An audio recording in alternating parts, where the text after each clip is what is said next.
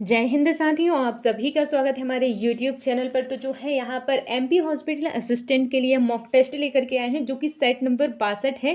तो आप लोग वो वीडियो को लाइक और चैनल को सब्सक्राइब जरूर कर लें। उससे पहले आप लोगों को हम बता देते हैं कि इसमें हिंदी के आपको 20 क्वेश्चंस मिलेंगे, सोशल साइंस के 20 क्वेश्चन, साइंस के 20 क्वेश्चन, इंग्लिश एंड मैथ्स के क्वेश्चन आपको यहाँ पर मिलेंगे। तो चलिए स्टार्ट करते हैं। तो यहाँ पर जो आपका पहला क्वेश्चन है, उद्धव गोपी संवाद में गोपियां उद्धव को किस बात का बोध कराना चाहती हैं।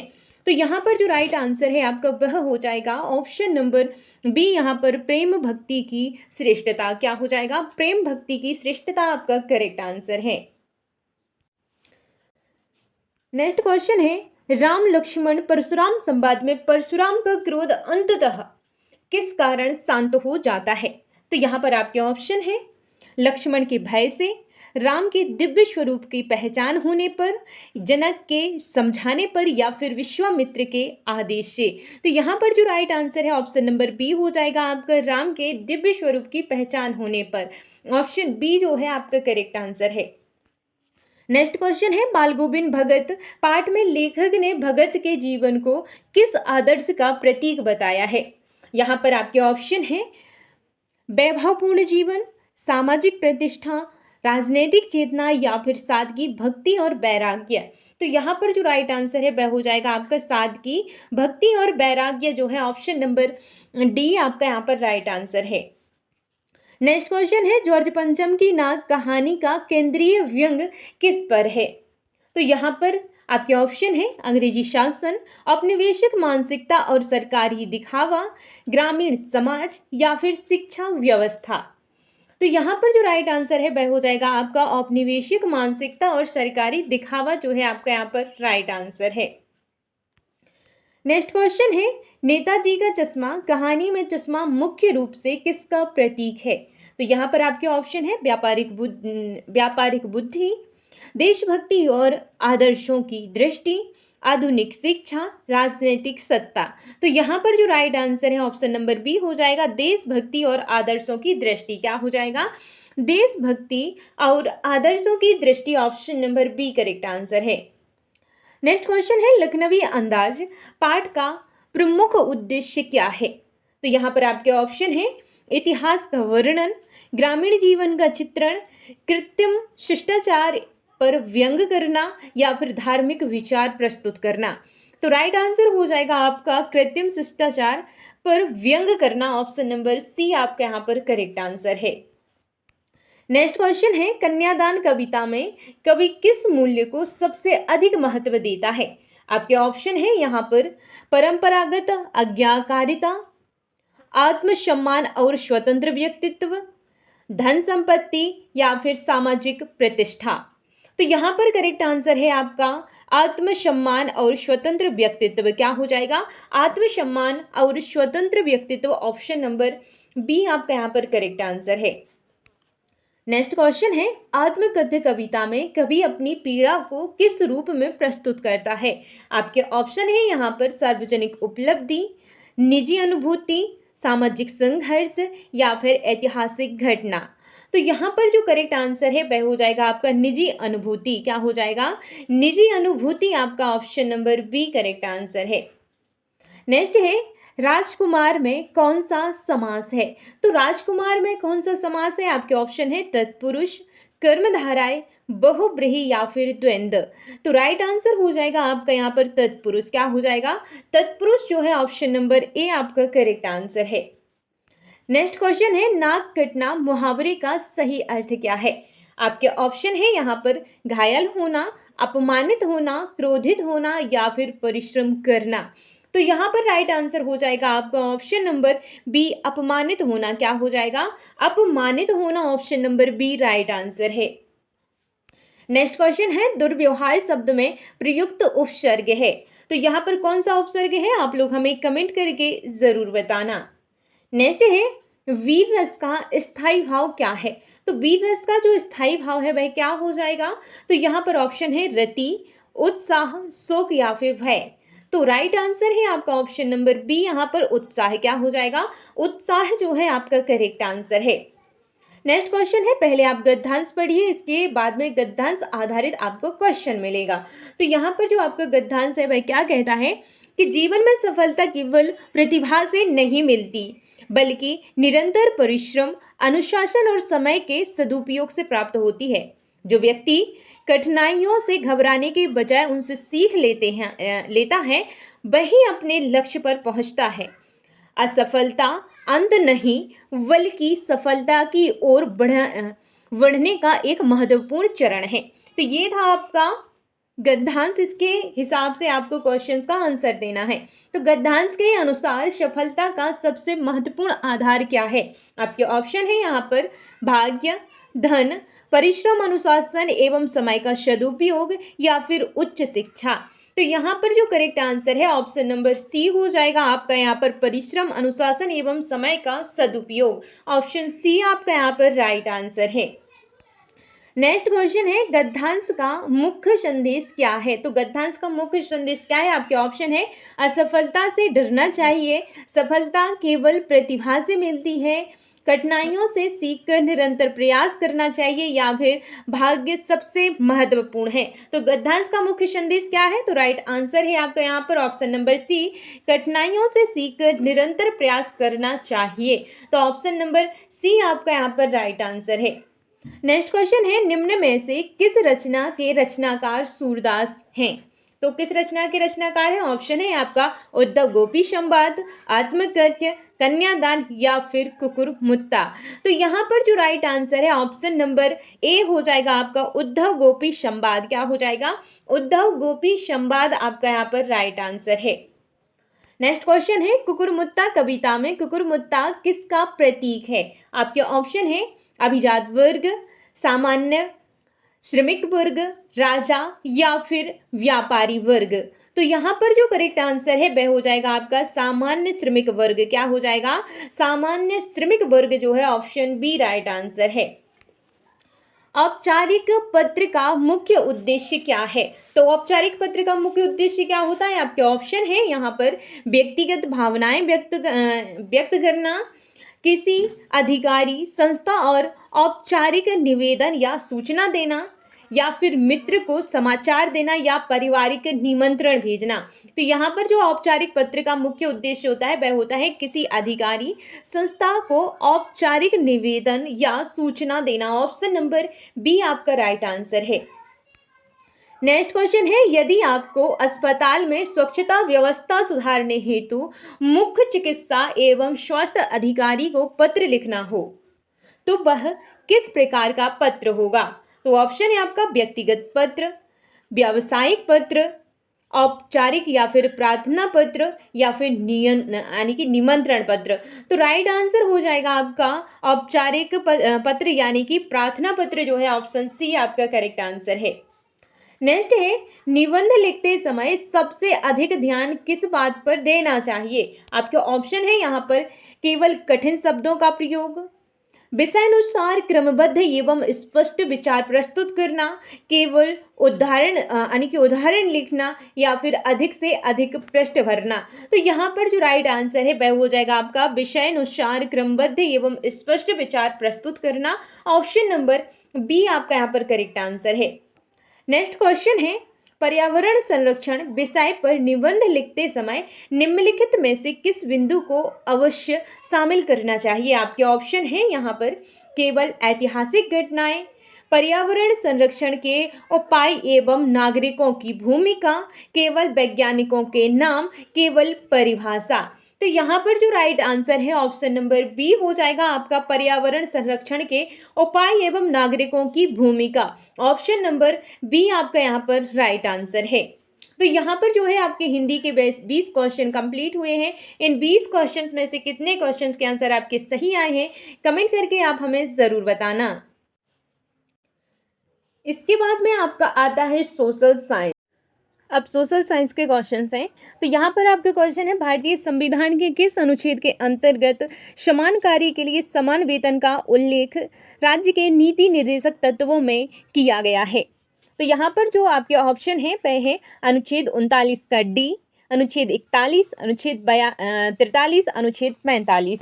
तो यहाँ पर जो राइट आंसर है आपका वह हो जाएगा ऑप्शन नंबर ए। यहाँ पर अनुच्छेद 39 का डी जो है आपका यहाँ पर करेक्ट आंसर आपका हो जाएगा। नेक्स्ट क्वेश्चन है, निम्नलिखित अनुच्छेदों का सही मिलान करना है, जिसके लिए आपको सूची 1 और सूची 2 दिया गया है। तो आप लोगों को इनका मिलान करना है। आपके लिए कौन कौन से अनुच्छेद दिए गए हैं? अनुच्छेद 17, अनुच्छेद 21 का ए, अनुच्छेद 19 और अनुच्छेद 32। तो इनका मिलान आपको करना है। तो आप यहाँ पर देख सकते हैं जो अनुच्छेद 17 है ये अस्पृश्यता का अंत है। तो यहाँ पर जो है पहला का यानी कि ए का कौन सा मिलान हो जाएगा? 2 हो जाएगा। अब आपको ऑप्शंस में देखना है कि ए का 2 किस किस में है। तो आप यहाँ पर देख सकते हैं कि पहला में यानी कि ए में और डी में है, बाकी ऑप्शन बी यहाँ पर एलिमिनेट हो गया और ऑप्शन सी एलिमिनेट हो गया। अब आपके पास डी और ए बचा हुआ है। अब जो अनुच्छेद 21 का ए है वह किससे यानी कि उसका क्या है, वह किससे संबंधित है? तो यहाँ पर जो अनुच्छेद 21 है वह संबंधित है आपका किससे? तो यहाँ पर जो हो जाएगा वह हो जाएगा आपका शिक्षा का अधिकार। क्या हो जाएगा? शिक्षा का अधिकार यहाँ पर हो जाएगा। और जो अनुच्छेद 19 है वह किससे संबंधित है? तो वह स्वतंत्रता का अधिकार है। और जो अनुच्छेद 32 है संवैधानिक उपचारों का अधिकार है। तो यहाँ पर ऑप्शन नंबर ए आपका करेक्ट आंसर हो जाएगा। यहाँ पर जब जो अनुच्छेद 32 है वह संवैधानिक उपचारों का अधिकार है, यानी कि आपके अगर मौलिक अधिकारों का कहीं पर हनन होता है तो आप अनुच्छेद 32 के तहत सुप्रीम कोर्ट जा सकते हैं। तो यहाँ पर जो है इसे अनुच्छेद 32 को संविधान में जो मौलिक अधिकार दिए गए हैं उनका संरक्षक कहा जाता है। तो ऑप्शन नंबर यहाँ पर ए आपका करेक्ट आंसर हो जाएगा। नेक्स्ट है, निम्नलिखित में से किस आंदोलन का मुख्य उद्देश्य बंगाल विभाजन का विरोध करना था? तो यहाँ पर जो है आपके ऑप्शन है असहयोग आंदोलन, स्वदेशी आंदोलन, भारत छोड़ो आंदोलन या फिर सविनय अवज्ञा आंदोलन। तो यहाँ पर जो राइट आंसर है आपका वह हो जाएगा ऑप्शन नंबर बी। यहाँ पर करेक्ट आंसर है स्वदेशी आंदोलन। क्या हो जाएगा? स्वदेशी आंदोलन आपका यहाँ पर राइट आंसर है।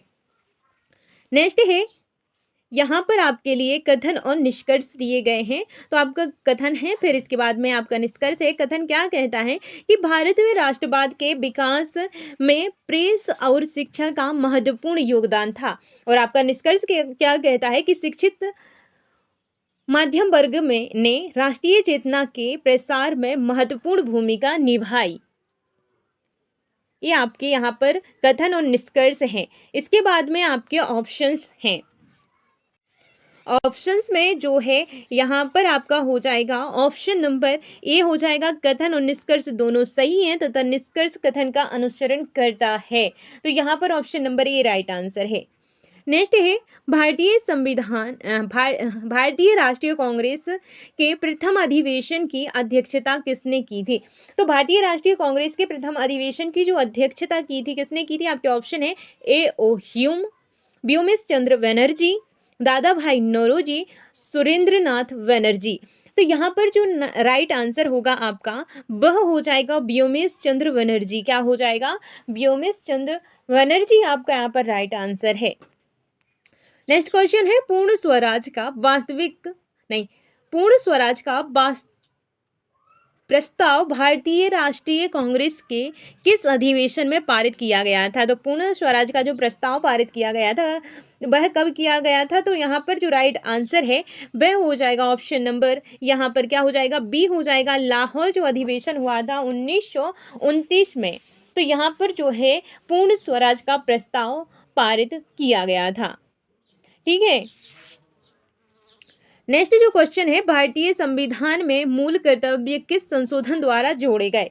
आपके ऑप्शन है 42वां संविधान संशोधन, 44वां संविधान संशोधन, 52वां संविधान संशोधन या फिर 73वां संविधान संशोधन। तो राइट आंसर हो जाएगा आपका 42वां संविधान संशोधन यहाँ पर राइट आंसर है। नेक्स्ट है, भारत में नीति आयोग का गठन किस वर्ष किया गया? तो भारत में जो नीति आयोग का गठन किया गया वह किस वर्ष किया गया? आपके ऑप्शन है 2013, 2014, 2015 या फिर 2016। तो क्या राइट आंसर है? आप लोग हमें कमेंट करके ज़रूर बताना।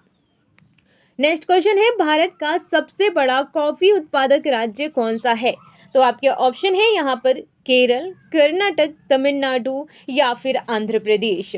तो राइट आंसर हो जाएगा आपका कर्नाटक। क्या हो जाएगा? कर्नाटक आपका करेक्ट आंसर है। अब आपको बताना है चाय का जो भारत में सबसे बड़ा चाय का उत्पादक राज्य है वह कौन सा है? आप लोग कमेंट करके हमें जरूर बताना। नेक्स्ट है निम्नलिखित में से कौन सी नदी अरब सागर में गिरती है? तो अरब सागर में जाकर कौन सी नदी गिरती है? तो यहाँ पर आपके ऑप्शन है महानदी, गोदावरी, नर्मदा या फिर कृष्णा। तो आप यहाँ पर जो आपका राइट आंसर है वह हो जाएगा आपका क्या? नर्मदा नदी। क्या हो जाएगा? नर्मदा जो है आपका option number C correct answer है।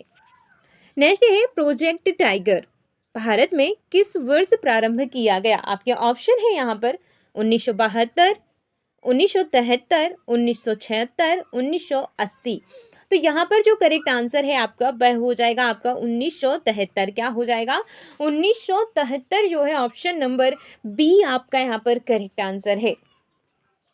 नेक्स्ट क्वेश्चन है पर्यावरण संरक्षण अधिनियम किस वर्ष लागू किया गया? आपके ऑप्शन है यहाँ पर 1972, 1984, 1986, 1992। तो यहाँ पर जो करेक्ट आंसर है वह हो जाएगा आपका 1986। क्या हो जाएगा? 1986 जो है ऑप्शन सी आपका करेक्ट आंसर है। नेक्स्ट है भारतीय रिजर्व बैंक का मुख्य कार्य क्या है? तो आपके ऑप्शन है यहाँ पर जनगणना करना, मुद्रा का निर्गमन एवं मौद्रिक नीति का संचालन, चुनाव कराना या फिर कर वसूलना। तो यहाँ पर राइट आंसर हो जाएगा आपका मुद्रा का निर्गमन एवं मौद्रिक नीति का संचालन। ऑप्शन बी राइट आंसर है। नेक्स्ट है मानव विकास सूचकांक किन प्रमुख आधारों पर आधारित है? आपके ऑप्शन है यहाँ पर आय, शिक्षा एवं स्वास्थ्य, कृषि एवं उद्योग, जनसंख्या एवं क्षेत्रफल या फिर निर्यात एवं आयात। तो यहाँ पर राइट आंसर है ऑप्शन नंबर ए आय, शिक्षा एवं स्वास्थ्य। Option number A right answer है। नेक्स्ट क्वेश्चन है चिपको आंदोलन का मुख्य उद्देश्य क्या था? आपके ऑप्शन है यहाँ पर वनों का संरक्षण, नदी संरक्षण, महिला शिक्षा या फिर भूमि सुधार। तो राइट आंसर हो जाएगा आपका वनों का संरक्षण। Option number A right answer है। नेक्स्ट है निम्न में से किसे सीमांत गांधी कहा जाता है? तो आपके ऑप्शन है यहाँ पर खान अब्दुल गफ्फर खान, मौलाना आजाद, गोपाल कृष्ण गोखले, लाला लाजपत राय। तो यहाँ पर राइट आंसर है आपका खान अब्दुल गफ्फर खान जो है ऑप्शन नंबर ए आपका यहाँ पर करेक्ट आंसर है। नेक्स्ट है भारत छोड़ो आंदोलन का नारा करो या मरो किसने दिया था? आपके ऑप्शन है यहाँ पर जवाहरलाल नेहरू, महात्मा गांधी, सरदार पटेल या फिर सुभाष चंद्र बोस। तो यहाँ पर जो राइट आंसर है वह हो जाएगा आपका Mahatma Gandhi. Option number B आपका करेक्ट आंसर है। निम्नलिखित में से कौन सा प्रत्यक्ष कर है? तो प्रत्यक्ष कर कौन सा है? आपके ऑप्शन है यहाँ पर जीएसटी, सीमा शुल्क, आयकर या फिर उत्पाद शुल्क। तो यहाँ पर जो राइट आंसर है ऑप्शन नंबर सी हो जाएगा आयकर। क्या हो जाएगा? आयकर जो है प्रत्यक्ष है, बाकी जीएसटी, सीमा शुल्क, उत्पाद शुल्क ये सब अप्रत्यक्ष हैं। तो ऑप्शन सी आपका करेक्ट आंसर है। नेक्स्ट क्वेश्चन है भारत में निर्वाचन आयोग का उल्लेख संविधान के किस अनुच्छेद में है? तो आपके यहाँ पर ऑप्शन है अनुच्छेद 280, 324, 356 या फिर 368। तो यहाँ पर जो निर्वाचन आयोग का उल्लेख है वह किस में है? राइट आंसर है आपका यहाँ पर अनुच्छेद 324। ऑप्शन नंबर बी आपका करेक्ट आंसर है। नेक्स्ट है भारत में जैव विविधता संरक्षण के लिए निम्नलिखित में से कौन सा उपाय सबसे उपयुक्त माना जाता है? तो यहाँ पर आपके ऑप्शन है वनों की कटाई बढ़ाना, संरक्षित क्षेत्र एवं राष्ट्रीय उद्यान विकसित करना, औद्योगिकरण बढ़ाना या फिर रासायनिक उर्वरकों का अधिक प्रयोग करना। तो यहाँ पर जो राइट आंसर है ऑप्शन नंबर बी हो जाएगा संरक्षित क्षेत्र एवं राष्ट्रीय उद्यान विकसित करना। ऑप्शन नंबर बी जो है आपका यहाँ पर करेक्ट आंसर है। तो यहाँ पर जो है आपके सोशल साइंस के 20 क्वेश्चन कंप्लीट होते हैं। इन 20 क्वेश्चंस में से कितने क्वेश्चंस के आंसर आपके सही आए हैं कमेंट करके हमें जरूर बताना। इसके बाद आता है आपका साइंस। तो यहाँ पर जो क्वेश्चन है निम्नलिखित का सही मिलान जो करना है, एक साइड आपको सूक्ष्म जीव दिए गए हैं, दूसरी साइड उनके कार्य दिए गए हैं। तो चलिए यहाँ पर मिलान करते हैं। तो यहाँ पर जो है ईस्ट, राइजोबियम, एसिटोबैक्टर और लैक्टोबैसिलस यहाँ पर आपको दिए गए हैं, जिनमें से आप जानते हैं जो लैक्टोबैसिलस है वह दही जमाने का यहाँ पर कार्य करता है। तो यहाँ पर डी का चौथा किस ऑप्शन में है, आप लोग यहाँ पर जो ऑप्शन है एलिमिनेट कीजिए। तो पहले यानी कि ए में और डी में है, बाकी ऑप्शन बी और ऑप्शन सी यहाँ से आउट हो जाते हैं। अब आपको ऑप्शन ए और डी देखना है। तो इसके बाद में आप यहाँ पर देख सकते हैं जैसे राइजोबियम है, तो राइजोबियम क्या है, नाइट्रोजन स्थिरीकरण कहता है। तो यहाँ पर जो है बी का पहला किस में है, तो बी का पहला ऑप्शन नंबर ए में है, यानी कि ये आपका करेक्ट आंसर है। यानी कि जो है यीस्ट है उसका कार्य क्या होता है, ब्रेड बनाना क्या होता है, और यहाँ पर दूसरा हो जाएगा, ए का दूसरा, बी का पहला और सी का तीसरा और डी का चौथा। यहाँ पर ये यहाँ पर सही मिलान आपके हो जाएंगे। तो ऑप्शन नंबर ए आपका यहाँ पर करेक्ट आंसर है। नेक्स्ट है निम्नलिखित ग्रंथि एवं उनके स्थान का सही मिलान कीजिए। यहाँ पर एक साइड आपको ग्रंथि दी गई है, दूसरी साइड उनका स्थान दिया गया है, आपको सही मिलान करना है, ठीक है। तो यहाँ पर आपको कौन कौन सी ग्रंथियाँ दी गई हैं, पिट्यूटरी, थायराइड, अग्नाशय और अधिवृक्क, ये आपको दिए गए हैं और आपको स्थान भी दिए गए हैं। तो आपको जैसा कि आपको पता है कि जो पिट्यूटरी ग्रंथि है वह कहाँ पर होती है, मस्तिष्क के आधार पर। यहाँ पर दूसरा हो जाएगा ए का। थायराइड जो होती है वह गर्दन में होती है, तो बी का पहला हो जाएगा। अग्नाशय जो होते हैं वह होती है उदर गुहा में, और अधिवृक्क जो होती है वह होती है वृक्क के ऊपर। तो यहाँ पर जो है option number A right answer है। क्या हो जाएगा, ऑप्शन ए आपका यहाँ पर करेक्ट आंसर हो जाएगा। नेक्स्ट क्वेश्चन है, शरीर में जल का पुनः अवशोषण मुख्यतः किस हार्मोन द्वारा नियंत्रित होता है। तो यहाँ पर आपके ऑप्शन है थायरॉक्सिन, एडीएच यानी कि वैसोप्रेसिन, इंसुलिन, ग्लूकोगन। तो यहाँ पर ग्लूकोगन, तो यहाँ पर जो राइट आंसर है वह हो जाएगा आपका ऑप्शन नंबर बी, एडीएच यानी कि वैसोप्रेसिन। तो यहाँ पर ऑप्शन बी आपका करेक्ट आंसर है। नेक्स्ट है, निम्नलिखित में से कौन सा विटामिन जल में घुलनशील है। तो आपको बताना है कि जल में कौन सा घुलनशील है। तो यहाँ पर जो राइट आंसर होगा वह हो जाएगा, क्या हो जाएगा, आपके ऑप्शन है vitamin A, vitamin D, vitamin E, vitamin C. तो राइट आंसर है आपका यहाँ पर ऑप्शन नंबर डी हो जाएगा, विटामिन सी। अब आपको पता होगा कि जो जल और वसा में विटामिन का जो घुलनशीलता के आधार पर वर्गीकरण होता है भाई, एक तो होता है जल में, दूसरा होता है वसा में। तो यहाँ पर आपको कोई याद करने की एक मेरे पास ट्रिक है, मैंने जिस प्रकार से याद किया हुआ है। तो वसा में घुलनशील जो विटामिन होते हैं उनको कीडा लिखते हैं, क्या लिखते हैं, कीडा, KEDA। ये जो होते हैं ये वसा में घुलनशील होते हैं, बाकी जो भी बचे हैं वह जल में घुलनशील होते हैं। आप यहाँ पर देख सकते हैं विटामिन के, विटामिन ई, विटामिन डी और विटामिन ए, ये जो होते हैं वसा में घुलनशील होते हैं। बाकी जो बचे विटामिन बी और विटामिन सी, ये जो होते हैं जल में घुलनशील होते हैं। आप किसी भी प्रकार से याद रख सकते हैं, आपको क्या आसान लगता है आप वह याद कर सकते हैं, ठीक है। तो यहाँ पर आपसे पूछा क्या गया था, जल में घुलनशील कौन से हैं। तो यहाँ पर जो है जल में घुलनशील का ऑप्शन नंबर डी आपका यहाँ पर करेक्ट आंसर हो जाएगा, ठीक है।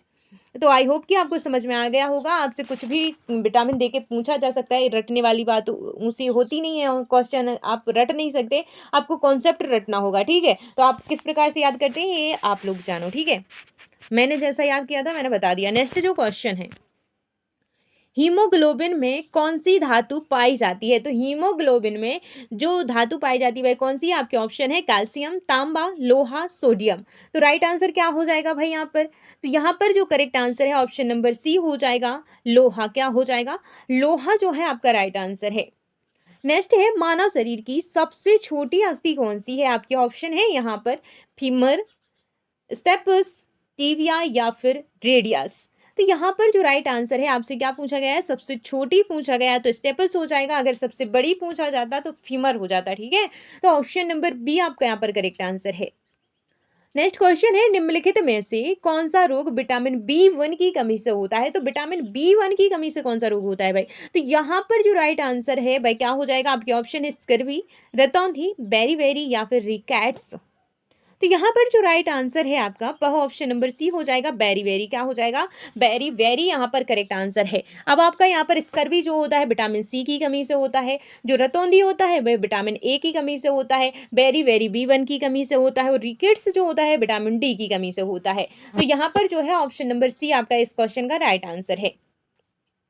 नेक्स्ट है, निम्नलिखित में से किस धातु का उपयोग विद्युत तार बनाने में सबसे अधिक किया जाता है? तो यहाँ पर जो है आपके ऑप्शन है जस्ता, तांबा, सीसा, टिन। तो यहाँ पर जो राइट आंसर है आपका वह हो जाएगा ऑप्शन नंबर बी, तांबा। क्या हो जाएगा? तांबा आपका करेक्ट आंसर है। जैसा कि अभी पिछला जो क्वेश्चन था विटामिन से संबंधित था ना, वहाँ पे मैं एक बात मिस कर गई कि आपको ये बात बतानी थी कि जो विटामिन होते हैं उनके साइंटिफिक नेम आपको बहुत ही ज़्यादा इंपॉर्टेंट है, वह आप लोग एक बार पढ़ जरूर लीजिएगा, ठीक है। नेक्स्ट है, पौधों में भोजन का परिवहन किस ऊतक द्वारा होता है? तो यहाँ पर आपके ऑप्शन है जाइलम, फ्लोयम, कार्डिक्स या फिर इपीडर्मिस। तो यहाँ पर जो राइट आंसर है, आपसे क्या पूछा गया? भोजन का परिवहन पूछा गया है। तो राइट आंसर हो जाएगा आपका यहाँ पर फ्लोयम। क्या हो जाएगा? फूड का फ्लोयम हो जाएगा, जल का जाइलम हो जाएगा, ठीक है। अगर जल का परिवहन पूछा जाता तो जाइलम होता, यहाँ पर फूड यानी कि भोजन का पूछा गया तो फ्लोयम हो जाता, ठीक है। तो ऑप्शन बी राइट आंसर है। नेक्स्ट क्वेश्चन है, निम्नलिखित में से कौन सा यंत्र वायुमंडलीय दाब मापता है? आपके ऑप्शन है यहाँ पर थर्मामीटर, बैरोमीटर, हाइड्रोमीटर या फिर मैनोमीटर। तो राइट आंसर होगा आपका यहाँ पर बैरोमीटर। आपका option number B right answer है। नेक्स्ट है, पेनिसिलिन की खोज किसने की थी? तो किसने की थी? आपके ऑप्शंस हैं यहाँ पर Louis Pasteur, Alexander Fleming, Edward Jenner, Robert Koch. तो यहाँ पर जो राइट आंसर है आपका ऑप्शन नंबर बी हो जाएगा, अलेक्जेंडर फ्लेमिंग। क्या हो जाएगा? अलेक्जेंडर फ्लेमिंग जो है ऑप्शन नंबर बी आपका करेक्ट आंसर है। नेक्स्ट क्वेश्चन है, निम्नलिखित में से कौन सा रक्त का थक्का बनाने में सहायता करता है? तो यहाँ पर आपके ऑप्शन है आरबीसी, डब्ल्यूबीसी, प्लेटलेट्स या फिर प्लाज्मा। तो यहाँ पर जो करेक्ट आंसर है ऑप्शन नंबर सी हो जाएगा आपका प्लेटलेट्स। क्या हो जाएगा? प्लेटलेट्स जो है ऑप्शन सी आपका करेक्ट आंसर है।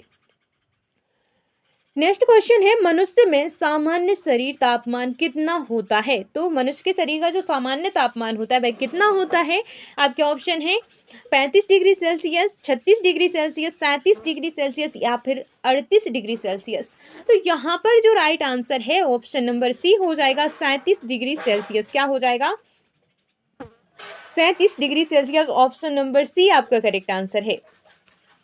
नेक्स्ट क्वेश्चन है, निम्नलिखित में से कौन सा रोग प्रोटोजोआ के कारण होता है? आपके ऑप्शन है यहाँ पर हैजा, मलेरिया, इन्फ्लुएंजा या फिर तपेदिक।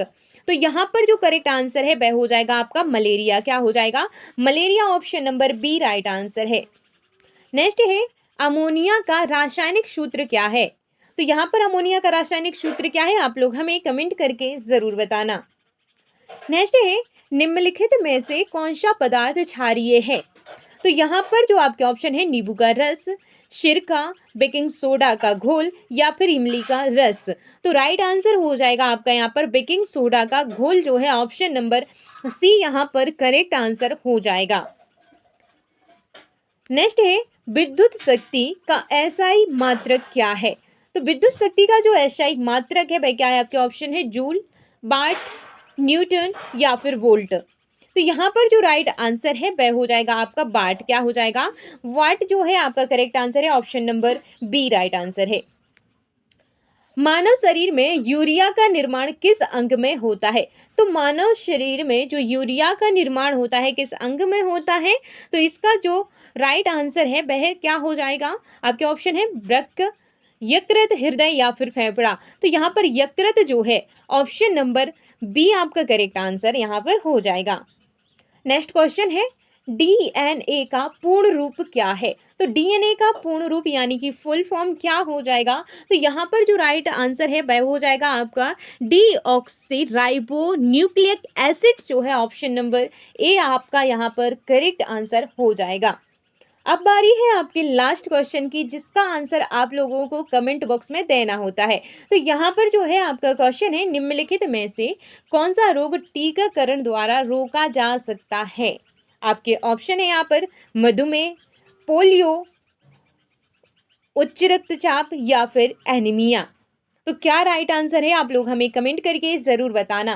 तो यहाँ पर जो है आपके 60 क्वेश्चन कंप्लीट हुए हैं। इन 60 क्वेश्चंस में से कितने क्वेश्चंस के आंसर आपके सही आए हैं, कमेंट करके आप हमें ज़रूर बताना। तो आपको क्लास कैसी लगी ये भी आप लोग कमेंट करके बताना। बाकी एक ज़रूरी सूचना आपको दे देते हैं कि जो एमपी पुलिस एग्ज़ाम है उसकी तैयारी हम करवा रहे हैं। तो कौन कौन हमारे साथ तैयारी करना चाहता है, आप लोग कमेंट करके हमें ज़रूर बताइएगा। आज सुबह यानी कि 3 जुलाई से जो है सुबह 11 बजे से रीजनिंग की क्लास स्टार्ट होने वाली है। तो आप लोग कौन-कौन जुड़ना चाहता है कमेंट ज़रूर कीजिएगा हमारे लिए, क्योंकि वहाँ पर आपको कंप्लीट जो है टॉपिक समझाए जाएंगे। पहले थ्योरी, इसके बाद में आपके लिए विकल्प करवाए जाएंगे। आपको पूरी तरह से सारे कॉन्सेप्ट क्लियर कराए जाएंगे। तो कौन कौन ज्वाइन करना चाहता है आप लोग कमेंट करके हमें ज़रूर बताना। तो मिलते हैं नेक्स्ट क्लास में, तब तक के लिए जय हिंद जय भारत।